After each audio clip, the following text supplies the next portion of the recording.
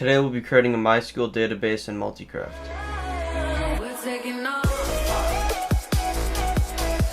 Hello everyone, welcome back to the KyraHosting YouTube channel. I am Jake from KyraHosting.com, and today we'll be creating a MySQL database in Multicraft. So the first step is just to log in and go to the server that you want to create the database for. Go to Advanced on the left and then click MySQL Database below it.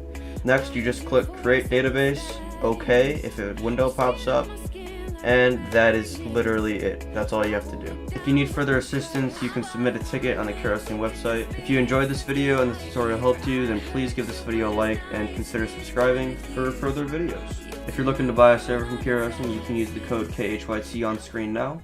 And I'll see you guys in the next video.